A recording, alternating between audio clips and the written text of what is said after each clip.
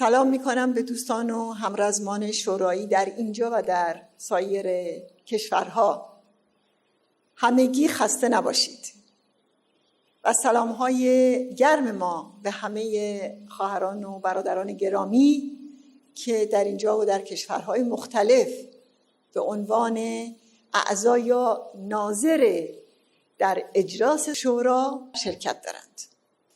در آغاز اجازه بدید که خاطره دکتر هزارخانی، مسئول کمیسیون فرهنگ و هنر شورای ملی مقاومت رو گرامی بداریم.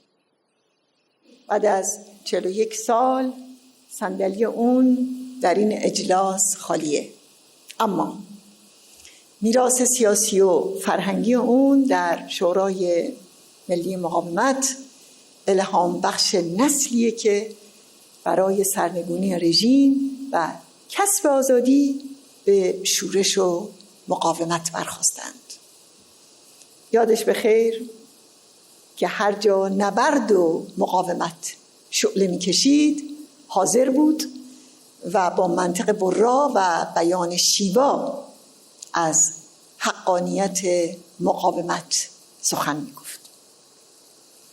یادش بخیر که از سال 60 و از هنگام تأسیس شورای ملی مقاومت مساعدت برادران و رفیقان قلبی، قدمی و قلمیش با مسئول شورا ستایش انگیز و آموزنده بود. همچنین گرامی می‌داریم خاطره زنده یاد دکتر صمد فتحپور، یار صدیق مقاومت رو، همچنین برادر مجاهد بزرگوارمون عباس مدرسی فر با اون سابقه و پایداری طولانی در زندان‌های شاه تا اشرف و لیبرتی. همچنین یاد خواهر عزیزم مجاهد خلق حمیده طاعتی رو گرامی می‌داریم که الگوی جنگندگی و شجاعت بود. راستی که هر کدوم از اونها مظاهر مقاومت و وفای به عهد بودند و زندگی خودشون رو وقف رهایی مردم ایران کردند. و باز گرامی می‌داریم یاد شاعر و نویسنده مبارز آقای رحمان کریمی رو و همچنین مجید طالقانی که در اثر بیماری درگذشت. در فاصله اجلاس قبلی تا امروز دوره 1 ساله‌ای رو پشت سر گذاشتیم که با گسترش جبهه‌های رزم و تلاش مقاومت ایران و جایگزین دموکراتیک و ارتقای فعالیت‌های اون برجسته میشه. این دوران مصادف است با ریاست جمهوری جلاد 67، دورانی که رژیم آخوندی در محاصره بحران‌های داخلی و خارجی به 2 حربه همیشگی خودش رو آورده، یعنی اعدام و سرکوب و ضرب و شتم وحشیانه زنان. اعدام‌های ثبت شده در دوران رئیسی دست کم به 520 فقره بالغ میشه که بسا بیشتر از سالهای قبله و تنها در 5 روز اول مرداد 20 زندانی از جمله 2 زن اعدام شدند. سرکوب زنان میهنمون در این ایام تحت عنوان آخوند ساخته بدحجابی ابعاد بی سابقه‌ای به خودش گرفته که همه شاهد اون هستیم هر روز. صحنه‌های دلخراش تعرض به دختران و زنان آزاده و شریف وجدان هر انسانی رو جریحه دار میکنه و کار به جایی رسیده که تعرض به زنان به گورستان‌ها هم راه برده و سنگ مزار بسیاری از زنان رو به همین بهانه دارن تخریب میکنن. راستی که مذاکره و گفتگو با رژیمی که ننگ بشریت معاصره شرم‌آور، همچنین لگدمال کردن ارزش‌هایی که جهان با صدها میلیون قربانی در سده‌های اخیر اون رو به دست آورده. این رژیم باید از جامعه جهانی طرد شود. دوستان گرامی، در این دوره 1 ساله نیروی سازمان یافته مقاومت در مقابل این رژیم که در قالب کانون‌های شورشی و شوراهای مقاومت مردمی فعالیت می‌کنند گسترش چشمگیری داشته و افزایش حملات و تهاجمات نظامی به قرارگاه‌های سپاه پاسداران که حتما همه اون رو شنیدید. از اون طرف در مهر ماه سال گذشته دفتر شورای ملی مقاومت در واشنگتن یک افشاگری بسیار مهم داشت که افشای مراکز تولید و ساخت پهپاد توسط رژیم آخوندی بود. در سراسر سال گذشته در هر فرصتی مجاهدین و شورای ملی مقاومت دادخواهی قتل عام شدگان رو در عرصه‌های حقوقی، اجتماعی و بین المللی پیش بردند، چه به صورت برگزاری کنفرانس‌های بین المللی یا انتشار کتاب یا برپای کنفرانس‌هایی با حضور حقوقدانان صاحب نام جهان. همچنین فراخوان‌هایی برای تحقیقات فوری درباره قتل عام سال 67 نظیر فراخوان 462 تن از مقامات فعلی و پیشین سازمان ملل، حقوقدانان سرشناس، قضات و مقامات دادگاه‌های بین المللی و همچنین برندگان جایزه نوبل. در اوایل مهر ماه سال گذشته به دنبال فعالیت‌های حقوقی شورا، دادگاه فدرال سوئیس حکم خیلی مهمی رو صادر کرد مبنی بر اینکه به رغم گذشت بیش از 30 سال پرونده ترور دکتر کاظم رجوی بسته نشود و به عکس در چارچوب نسل کشی و جنایت علیه بشریت مورد بررسی قرار بگیره و این دو عنوانیه که شامل مرور زمان نمی شود. در تمام سال در کنش و واکنش با بقای ایران همچنین تظاهرات و اکسیون‌های متعدد در شماری از شهرهای مهم جهان توسط هواداران این مقاومت و اشرف نشانها و اعضای این مقاومت جریان داشته. در زمینه مقابله با بسیج شیطان سازی و دروغ پردازی رژیم علیه مجاهدین و شورا، کمیسیون امنیت شورا 26 سند محرمانه پرس تیوی رو علنی کرد. این اسناد تا حدی پشت پرده تولید مستند از برنامه و اینفوکلیپ علیه مجاهدین برای وزارت خارجه و قضاییه جلادان رو نشون میده که همه با پرداخت‌های بسیار کلان به شبکه خبرنگاران دوست صورت میگیره. شورای ملی مقاومت برای باقی ماندن سپاه پاسداران جرار خامنه‌ای در لیست گروه‌های تروریستی آمریکا تا به حال نقش مهمی ایفا کرده که شما در جریان کارها و کنفرانس‌ها و انتشارات اونها هستید. از طرف دیگه با تلاش‌های مجاهدین و اشرف نشانها همبستگی جهانی با این مقاومت گسترش پیدا کرده. حضور وزیر خارجه سابق آمریکا و همچنین معاون سابق رئیس جمهور آمریکا و برخی نخست وزیران سابق کشورهای اروپایی در اشرف 3 و تأکیدات صریحی که در شناسایی حق مقاومت مردم ایران برای سرنگونی این رژیم کردند، دستاورد تازه‌ای برای جنبش مقاومت مردم ایرانه. به همه اینها باید اضافه کنیم قریب 1 سال کارزار بیوقفه در استکهلم که همزمان با محاکمه دشکین نوری صورت گرفت.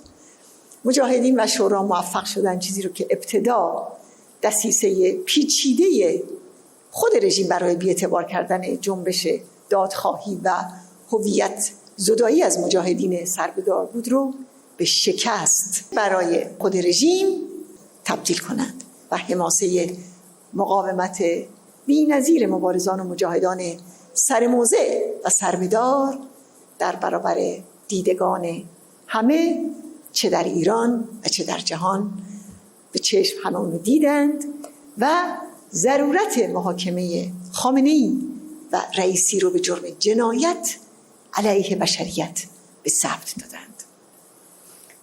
در این کارزارها حضور تک تک شما واقعا اونم به طور روزانه بسیار بسیار ستایش انگیز و قابل قدردانیه.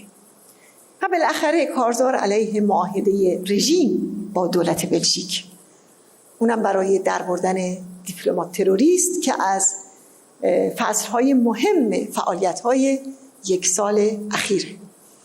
این کارزار در مرحله اول در مجموع فکر می‌کنم حدود 20 روز طول کشید و هموطنان ما و اشرف نشان‌ها و اعضای این مقاومت در کشورهای مختلف به اعتراض و تحسن و تظاهرات دست دادند و در مرحله بعد کارزارهای سیاسی و حقوقی شروع شد که هنوز هم ادامه دارند.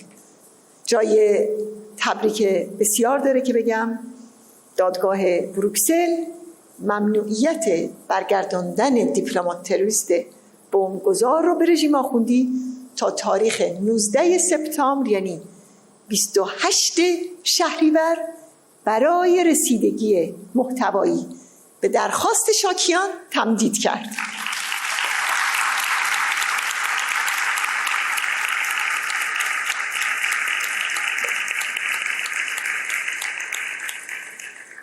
این دستاورد کارزار جهانی مقاومت ایران و یاران شورشگر و هموطنان پشتیبان است.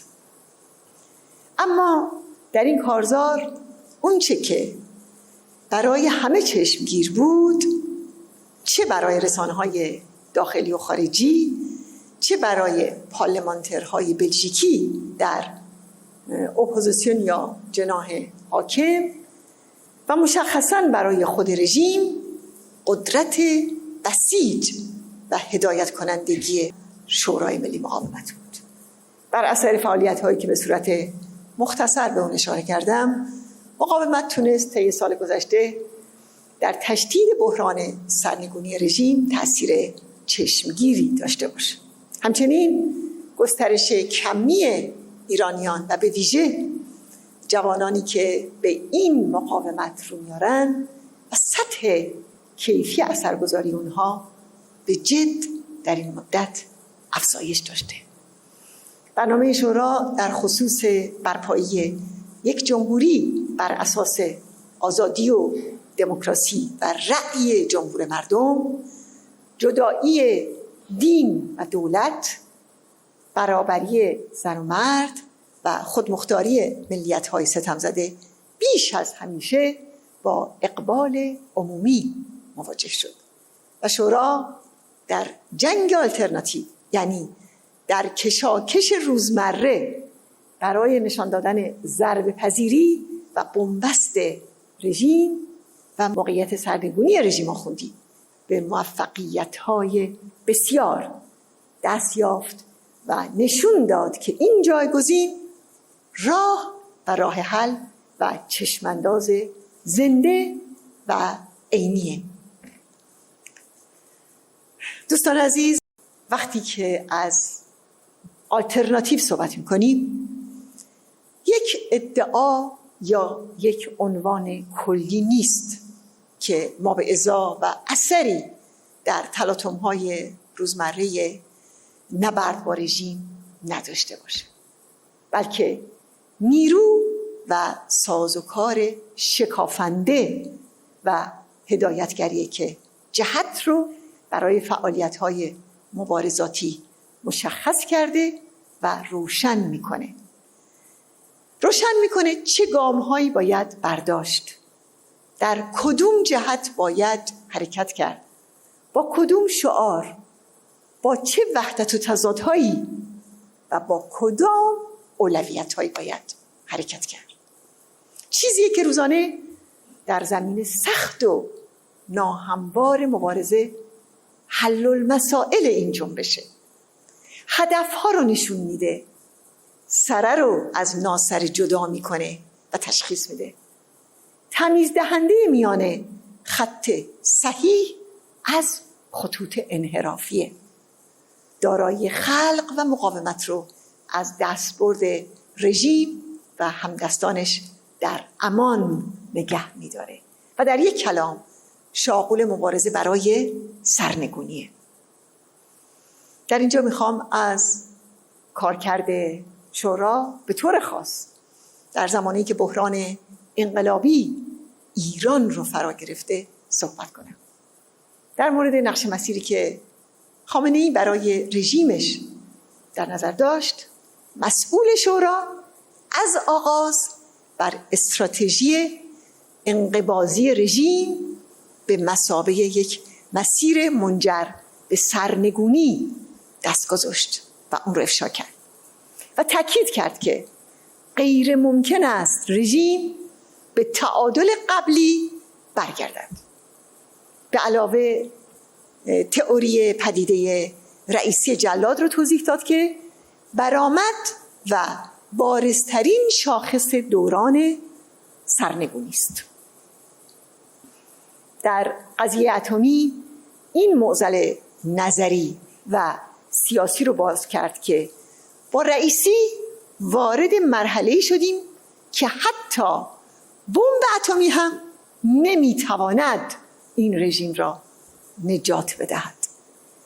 عنصر ماهوی سرکوب یعنی سپاه پاسداران رو برجسته کرد که ارگان محوری قهر و سرکوب نظامی و ابزار اصلی حفظ دیکتاتوری دینیه. لیست گذاری اون کافی نیست و باید منحل شود. در حیطه مسائل اجتماعی و اقتصادی شورای ملی مقاومت یک کارزار پیگیر و بیوقفه علیه استراتژی شوم خامنه‌ای در قضیه کرونا به راه انداخت. همه شما اون رو خوب به خاطر دارید، به طوری که مطبوعات حکومتی نوشتند جریان معاند تمام تلاش خود را به کار میبرد تا در موضوع افزایش آمار مبتلایان و مرگ و میر کرونا حاکمیت را در رأس مقصران اصلی قرار دهند و به تبع آن خامنه‌ای را ناجوان مردانه مسئول این تلفات معرفی کنند. بله، شورای ملی مقاومت در کنش و واکنش فعال خود پیوند ملیت‌های ستمزده با مبارزه سراسری رو اکیداً تقویت کرد و توجه انظار عمومی رو به این واقعیت جلب کرد که تنها و یگانه حامی هموطنان بلوچ، کرد، عرب در سطح سراسری همین جایگزین دموکراتیک شورای ملی مقاومت. در مقابل تصمیم رژیم برای 4 استانی کردن سیستان و بلوچستان، مقاومت ما این طرح رو اقدامی برای تفرقه اندازی در سیستان و بلوچستان اعلام کرد و از دلیران بلوچ خواست که در برابر این طرح مقاومت کنند. با طرح تجزیه استان خوزستان و تقسیم اون به 2 قسمت قویاً مخالفت کرد و هموطنان خوزستانی رو به اعتراض علیه این طرح ترغیب کرد که چیزی جز منحرف کردن توجهات مردم از قیام و تفرقه اندازی بین اهالی خوزستان نیست. بعد از توپباران مناطقی از کردستان عراق توسط رژیم کردکش ولایت فقیه، مسئول شورا گفت برای واپس نشاندن رژیم در توپباران مردم بیگناه و احزاب کرد ایرانی در منطقه مرزی باید در شهرهای ستمزده کردستان ایران و سراسر کشور مانند نمونه آب در خوزستان به اعتراض برخاست. در قیام خوزستان با دست گذاشتن بر نقش ویرانگر سپاه پاسداران تاکید کرد. سپاه پاسداران خامنه‌ای باید از خشک کردن عمدی هورها که باعث فجایع زیست محیطی شده مخصوصاً علیه هموطنان عرب ما دست بردارد و گورش را گم کند. همچنین در مورد تحمیل گرانی و گرسنگی و بیخانمانی به مردم باز مسئول شورا کنه سیاست خامنه‌ای رو نشون داد. بله، حقیقت اینه که بعد از کرونا خامنه‌ای و رئیسی میخواهند با گرانی و گرسنگی قتل عام کنند و مردم رو فلج سازند. حرف شورای ملی مقاومت این است که ما بر خلأیت کامل خامنه‌ای و بیت او از 1000 میلیارد دلار دارایی انباشته در ستاد اجرایی، بنیاد مستضعفان، آستان قدس و تعاونی‌های سپاه و بسیج و نیروی انتظامی و اختصاص آن به معیشت و اشتغال و درمان و آموزش تمام جمعیت کشور تاکید می‌کنیم. همگان در موضوع قیام‌ها و جنبش اعتراضی شاهدند که آخوندها سعی می‌کنند اعتراضها رو هر قدر که ممکنه غیر سیاسی و به خواستهای محدود تنزل بدند تا به خصوص با نیروی محوری قیام و کانون شورشی متصل نشود. خامنه‌ای بارها تلاش کرده مطالبات مردم رو به قول خودش با حرکات تخریبگرانه یک گروه تفکیک کنه. میخواد جنبش خروشان مردم ایران رو در به اصطلاح مبارزه مدنی و گلایه کردن به مسائل حاشیه‌ای محدود کنه و در همینجا متوقف کنه. در نقطه مقابل شورای ملی مقاومت چه در موضع‌گیری‌ها و کوشش‌های نظری و چه در اقدام‌های عملی مبارزات مردمی رو به سمت نشانه گرفتن بیت خامنه‌ای و تقویت همبستگی ملی علیه هیئت حاکمه سوق داد. همچنین در مقابل این تاکتیک رژیم که بسیجی و حزب اللهی رو به میان معترضان در خیابون‌ها میفرسته تا شعارهای انحرافی رواج بدن، مقاومت ما به مبارزه سیاسی و نظری با انواع نمایش‌ها برای خالی کردن قیام‌ها از روح سرنگونی برخاسته و تلاش میکنه. این مقاومت دعاوی و شعارهای مروج نجنگ با رژیم که روش‌هایی به اصطلاح مبارزاتی بی‌هزینه رو در خدمت بقای ولایت فقیه تبلیغ میکنه افشا کرده و خیمه شب بازی موسمی آلترناتیو های یک شبه رو برملا کرده. امروز خواست سرنگونی رژیم که با این شورا و این مقاومت شناخته میشه بر پیشانی جنبش اعتراضی حک شده. شعار مرگ بر دیکتاتور، مرگ بر رئیسی و مرگ بر خامنه‌ای در حرکت‌های اعتراضی الان دیگه همه جا رایج شده. ما بر شعار مرگ بر خامنه‌ای و مرگ بر رئیسی به عنوان شعار اصلی مردم ایران و شعار فراگیر قیام‌ها برای سرنگونی این رژیم تاکید می‌کنیم. دستاورد دیگه پیوند خوردن کانون‌های شورشی و عملیات اونها با واکنش مردم مظلوم نسبت به ستم و سرکوب و خانه خرابی، اون هم توسط این رژیمه. به عنوان مثال عملیات کانون‌های شورشی در پاسخ به تخریب ضد انسانی سرپناه مردم توسط مزدوران سرکوبگر خامنه‌ای در زاهدان، خرم‌آباد، بهارستان و رباطکری.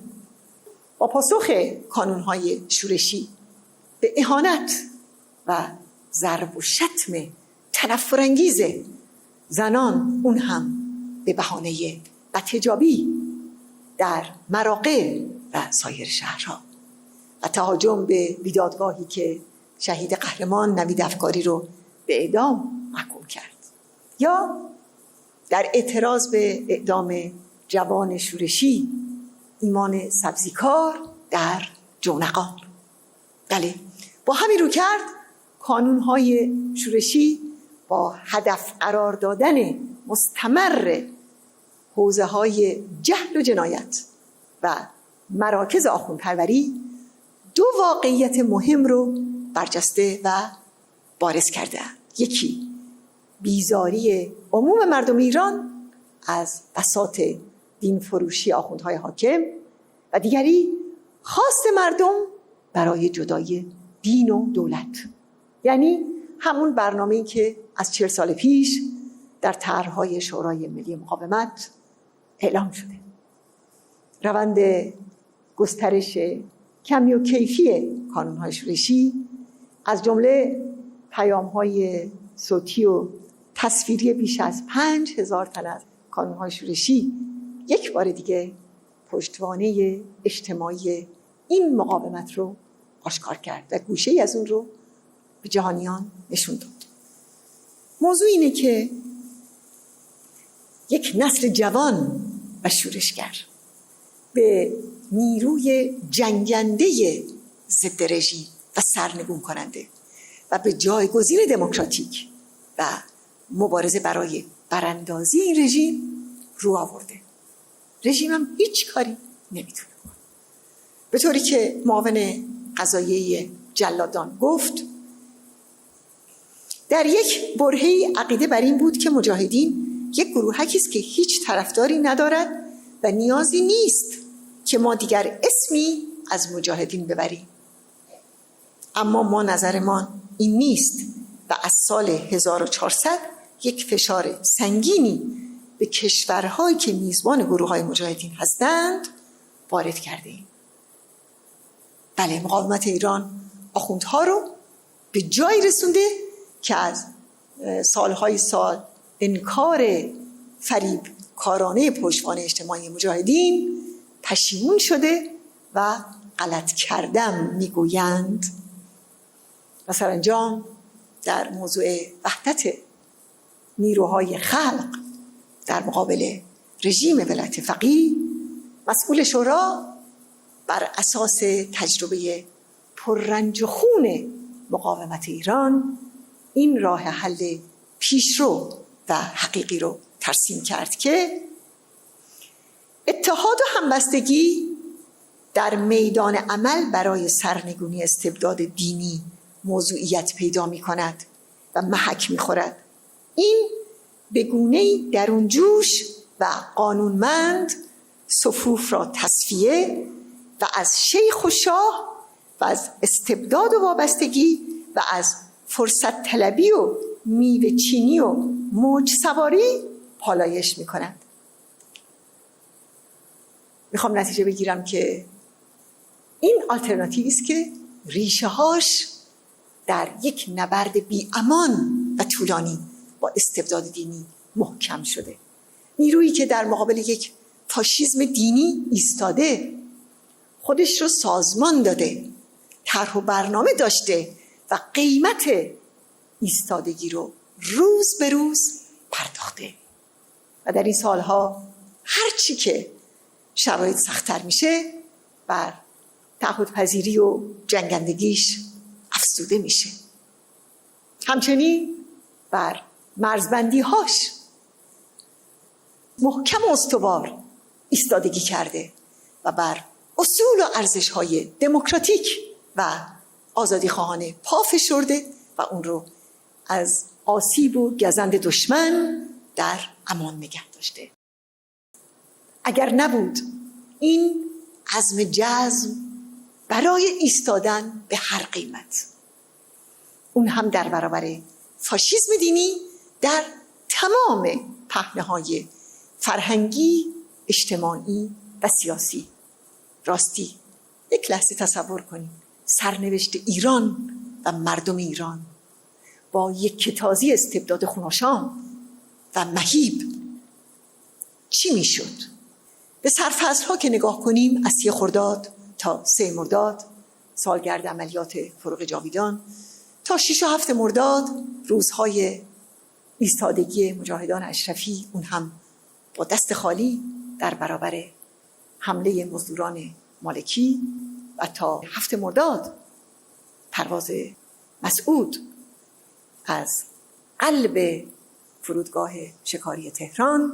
بله، همه اینها یک چیز رو بازگو میکنه و اون این که تاریخچه این مقاومت که پر از سرفصل‌های حیاتی و تصمیم‌گیری‌های پر ریسک و پر قیمت بوده، رژیم رو به این نقطه از شکنندگی و استیصال رسانده و این مقاومت و آلترناتیو رو در حد اکثر تهاجم قرار داده، اونم تهاجم مستمر، روزانه و شاید حتی در روز چندین و چند بار.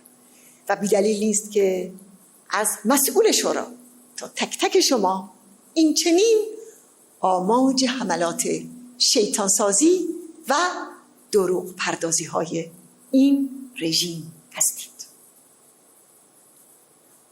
دوستان عزیز، ظرفیت ها و صلاحیت های اثبات شده شورای ملی مقاومت در جنگ آلترناتیو به این معنی که یک رشته تضادهای اساسی درباره سرنوشت خلق و انقلاب و ایران و ایرانی پاسخ شایسته خودش رو در این جایگزین پیدا کرده. با وجود این جایگزین، سرنگونی رژیم آرامش و ثبات و وحدت و تمامیت ارضی کشور رو در خودش داره. قیام‌های خروشان چند سال اخیر اثبات کرد که مردم ایران از هموطنان عرب تا هموطنان کرد و بلوچ و ترک و ترکمن و قشقایی و بختیاری، بله، همه اجزای یک پیکر واحدند و در برابر دشمن ایران و ایرانی یعنی رژیم ولایت فقیه متحد و همبسته هستند. شورای ملی مقاومت بر خود مختاری در چارچوب کشور واحد و تجزیه ناپذیر تاکید داره. سرانجام این که این جایگزین با مجموعه برنامه‌ها، طرح‌ها، نظرگاه‌ها و به خصوص با پیشتازیش در نبرد با رژیم ولایت فقیه هم پاسخ بغرنجی‌های مبارزه امروز و هم راه حل مسائل ایران فرداست. یادش بخیر دکتر هزارخانی که درست سال گذشته در همین روزها در اجلاس شورا می گفت وقتی مجاهدین در کارزار سنگین جهانیشون علیه خمینی افق تنگ مقاومت رو باز کردند، به صراحت گفتم و نوشتم که مجاهدین ذهن جامعه ایران را از قرون وسطی کندند و به دوران حاضر منتقل کردند. با درودهای بسیار به معمار و برپادارنده این مقاومت که در این شرایط حساس و بغرنج و پیچیده مجدداً سلسله آموزش‌های نسل جوان را به زبان ساده آغاز کرده و تربیت نسلی رویان و شکوفان و جنگنده و پیشتاز را تضمین کرده است.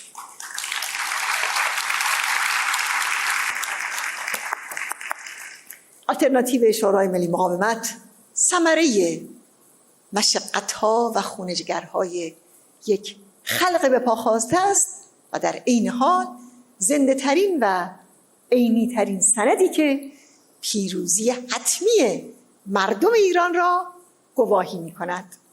پیروز باشید.